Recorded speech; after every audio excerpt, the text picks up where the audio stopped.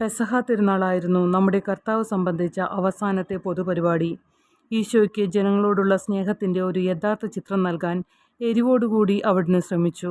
നന്മ ഏതെന്ന് വെളിവാക്കിക്കൊടുക്കുന്ന ലോകത്തിൻ്റെ വെളിച്ചമാകുന്നു താൻ എന്ന് അവിടുന്ന് തന്നെപ്പറ്റി പറഞ്ഞു.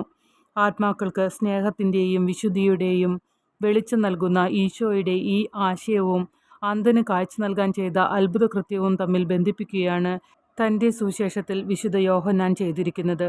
ആ ജന്മനാ അന്ധനായിരുന്ന മനുഷ്യന് ശാരീരികമായ കാഴ്ച മാത്രമല്ല ലഭിച്ചത്, കൂടുതൽ വിലപ്പെട്ടതായ ആധ്യാത്മിക ദർശനം കൂടി അവന് ലഭിക്കുകയുണ്ടായി. അവൻ വിശ്വാസത്തിൻ്റെ വെളിച്ചം കണ്ടു. പെസഹ തിരുനാളിൻ്റെ അവസാന ദിവസം ഈശോ ഉറക്കെ വിളിച്ചു പറഞ്ഞു, ആർക്കെങ്കിലും ദാഹിക്കുന്നുണ്ടെങ്കിൽ അവൻ എൻ്റെ അടുക്കൽ വന്ന് കുടിക്കട്ടെ.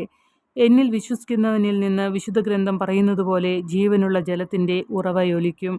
തങ്ങളിൽ പരിശുദ്ധാരൂപി വസിക്കും എന്ന് വിശ്വാസികൾ ഗ്രഹിക്കണം എന്നുള്ളതാണ് ഈശോ ഈ വാക്കുകൾ കൊണ്ട് ഉദ്ദേശിച്ചത്. അവിടുത്തെ വാക്കുകൾ കേട്ട പലരിലും ആഴത്തിൽ സ്പർശിച്ചു. ഈശോ യഥാർത്ഥത്തിൽ ഒരു പ്രവാചകനാണ്. ചിലർ പറഞ്ഞു, ഇത് ക്രിസ്തു തന്നെയാകുന്നു, വാഗ്ദാനം ചെയ്യപ്പെട്ട മിശിഹ എന്നാണ് വേറെ ചിലർ പറഞ്ഞത്. പക്ഷേ എല്ലാവരും വിശ്വസിച്ചില്ല. ഈ സമയത്ത് തന്നെപ്പറ്റി അവിടുന്ന് നല്ല ഇടയൻ എന്ന ആശ്വാസകരമായ ഒരു ചിത്രം നൽകുകയുണ്ടായി. നല്ല ഇടയൻ തൻ്റെ ആടിനു വേണ്ടി ജീവനെ പോലും അർപ്പിക്കുന്നു. പക്ഷേ ആടുകളെ മേയ്ക്കാൻ കൂലിക്ക് എടുക്കപ്പെട്ടവനാണെങ്കിൽ അവൻ ഒരാട്ടിടയനല്ല. ആട് അവൻ്റെ സ്വന്തമല്ല. ചെന്നായ് വരുന്നത് കാണുമ്പോൾ അവൻ ആടുകളെ വിട്ട് ഓടിപ്പോയി കളയും. ചെന്നായ് ആടുകളെ പിടിച്ചു തിന്നുകയും അവറ്റയെ ചിതറിച്ചു കളയുകയും ചെയ്യും.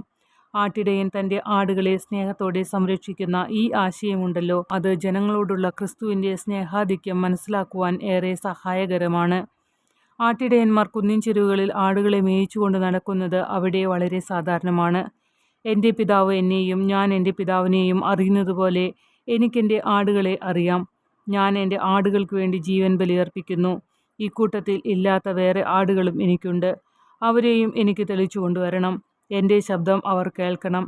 അവസാനം ഒരു ഇടയനും ഒരു ആട്ടിൻകൂട്ടവുമായി തീരണം. ഇക്കാരണത്താൽ പിതാവ് എന്നെ സ്നേഹിക്കുന്നു. എന്തുകൊണ്ടെന്നാൽ ഞാൻ എൻ്റെ ജീവൻ തിരിച്ചെടുക്കുന്നതിന് വേണ്ടി അർപ്പിക്കുകയാണ്. ആരും എന്നിൽ നിന്നത് എടുക്കുകയില്ല. ഞാൻ സ്വയം സമർപ്പിക്കുകയാണ്. എനിക്കിത് അർപ്പിക്കാൻ അധികാരമുണ്ട്, തിരിച്ചെടുക്കാനും അധികാരമുണ്ട്. ആ കൽപ്പനയാണ് എൻ്റെ പിതാവിൽ നിന്ന് എനിക്ക് കിട്ടിയിട്ടുള്ളത്.